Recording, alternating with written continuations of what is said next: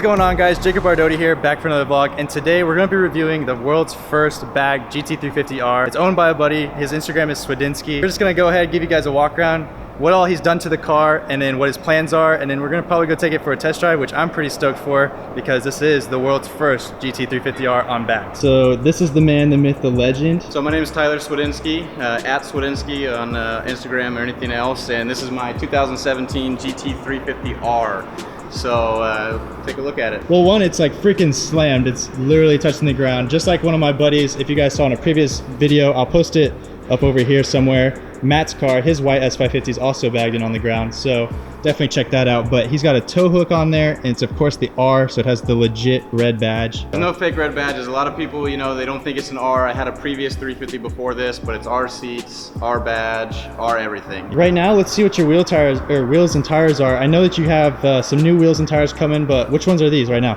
So this is just the factory carbon fiber GT350R wheels. So they're 19s front and back. It's the first time that they've ever used production cars with carbon fiber wheels.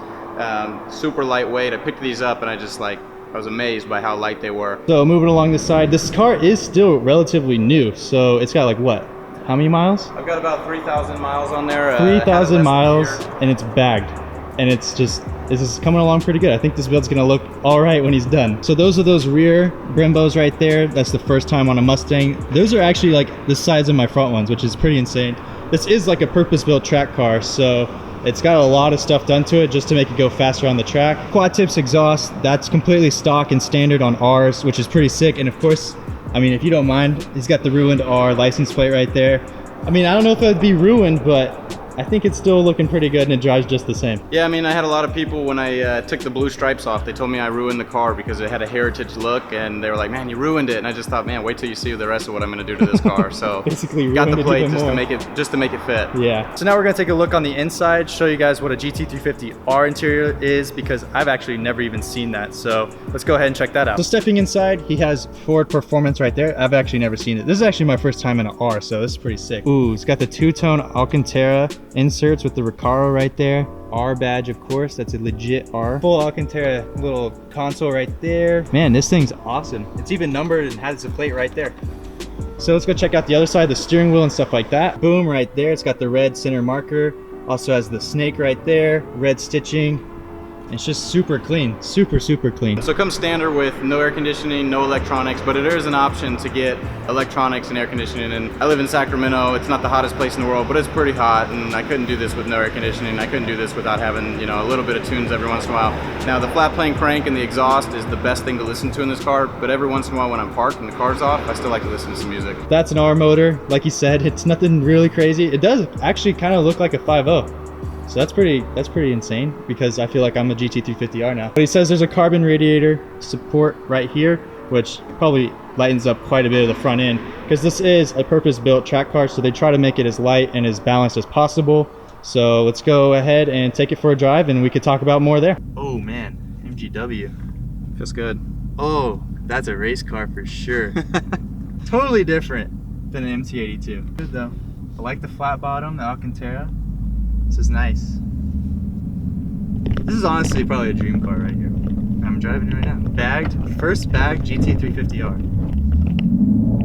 A little bit of traffic before we get on the freeway. Wow, that's short. That is a short throw. See, I'm already used to the brakes on his car, because his were touchy. Yeah. Touchy, like these are touchy too, but I'm already used to it. So there's a little bit of differences between a GT350 and then obviously the R. So I'll let him talk about it because he knows. Yeah, so I had a 16 GT350 as well, and I mean the biggest differences are going to be the weight difference going between a GT350 and an R. So there's no rear seat in an R. Okay, that saves quite a bit already. But also the carbon wheels that we saw earlier. The carbon wheels are a significant difference in weight.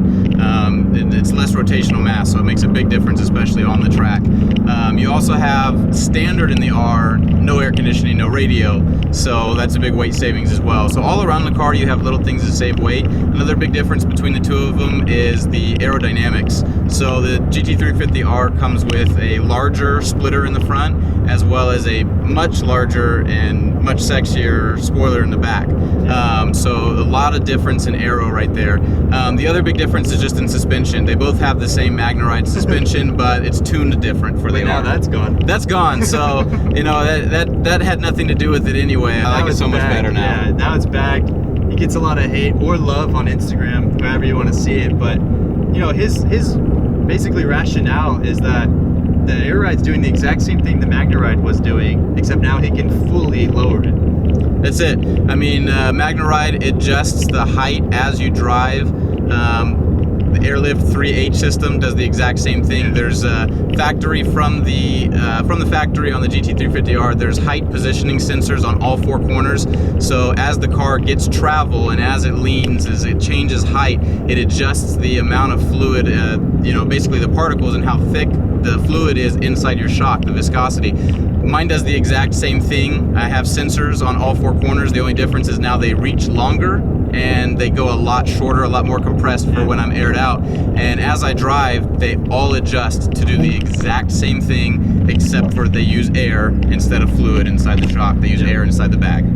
Yeah, so basically it's the same thing. It's just you have way more height adjustability and you can get that six-slammed look. Right now I'm so used to the Magneride being a pretty stiff ride in the R. I've got the Airlift set to one click away from its stiffest setting, and it's still a lot smoother than the Magneride that was in here before. That's something I noticed whenever I rode in it real quick to grab something to drink. I was like, this is on bags? Like, it feels like a stock GT. It's the Airlift has come a long way. You know, a lot of people look at it as what they heard back in the day, hydraulics, exactly. A lot of people ask me, they're like, oh my god, your bags are gonna pop. This is the same technology that's used on semi-trucks. Those things carry 8,000 pounds. Yeah. This thing is rated up to 8,000 pounds per corner, and the car's, you know, less than 4. So it's not a big deal whatsoever.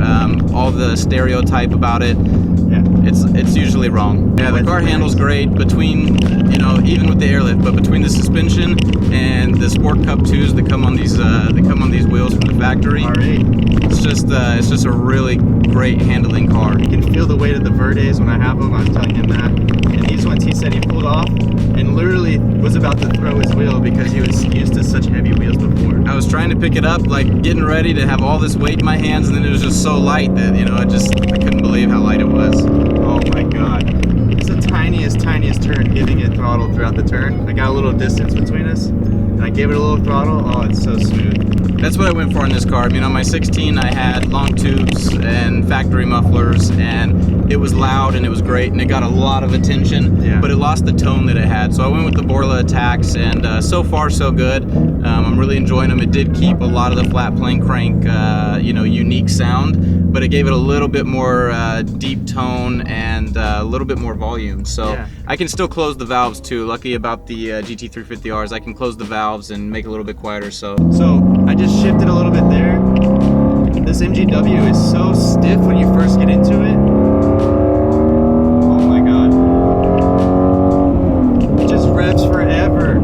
So the 8250 Redline is a huge deal. I mean, people don't realize this car goes up to 80 miles an hour in second gear. So between the Redline and the transmission. I was literally right there going to 4,500. I was just like, oh, that's nothing. I was like, this is nothing. It's insane. It does go forever. I've got a video of my 16, and like people are like, did you ever shift there? I'm like, no, second gear goes forever. As I was saying about the MGW too, it's heavy and very like, you have to muscle yourself into gear when you first get in. That was my first reaction. However, driving it, you get used to it really quick.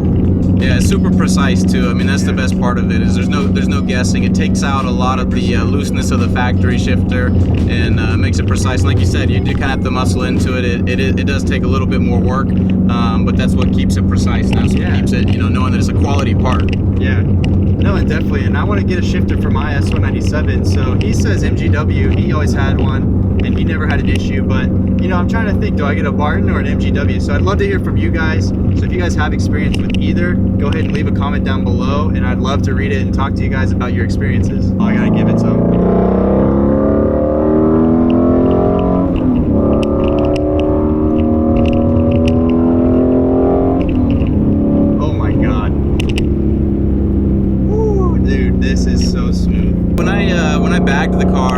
mean, to be honest with you, I never really done any of the work on my previous cars. I'm definitely new to wrenching. I just wanted to kind of get a feel for it myself, especially with a car like this. I want to know what I'm doing. I want to know if there's a creak or a knock that I know where to check. I know where it's coming from. So I did this myself. It did take me a little bit longer than if you're used to wrenching or if you've done Airlift before, but there were some differences. So Airlift actually sends you all the parts for a 5.0. They sell it just for the general S550 body style, 5.0, EcoBoost, V6, doesn't matter. The biggest difference is taking out the MagneRide system, how to properly disable, how to properly remove those parts, and secondly, it would be a little bit of minor modification for the GT350 platform. Now, the 350 and the R are the same as far as what you need to modify. The only difference is if you have MagneRide. So I am the first 350R on bags. However, there were quite a few 350s before me. So thanks to them, I was able to actually get some questions answered on modifying the shock mounts. Is there anything that's really like you can't go back? Is there anything that's really like permanently modified to Nothing. where it's just, Nothing. I mean, just depending on how you want your trunk set up or how you want your lines run, you know, I cut a rubber boot to make room for the lines to go through, which is pretty standard on the S550. If I wanted to go back to factory, I buy that new grommet and I put it in. You know, I have one hole drilled in the back underneath where the rear deck speakers are. It's impossible to see with the tank there, and no one would notice it without it. Worst case scenario, I guess I could be filled, but everything one of those, I did. like, tiny support pieces of aluminum, basically. Exactly. Like super thin sheet metal. Exactly. Other than that, this car and the system that Airlift provided is built so well that everything can go back to stock. Everything can go back to normal. Ford did a really good job with this car, and a lot of people are like, oh, it sucks in the drag race or it sucks at a quarter mile. It's like, that's not what this was made for.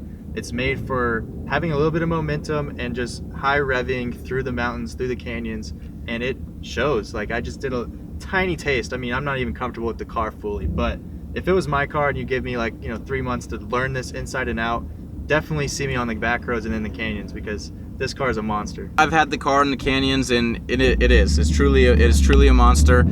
Ford did a killer job, but even for those guys that do like to drag race, I mean, the car doesn't take much to put it into that realm. I mean, Ford still equipped it with launch control, still equipped it with line lock. I mean, you still get all the goodies that you would want for that. It just takes a little bit of tweaking on suspension and a little bit of tweaking on your personal preferences for what you want, and you can still hit the strip. All right, well, I want to thank you very much for letting me drive your car. Absolutely. It was awesome. GT350R, definitely got to put that on the list. We'll go ahead and wrap this video up right here. If you guys enjoyed, comment, like, subscribe, and I'll see you guys next time.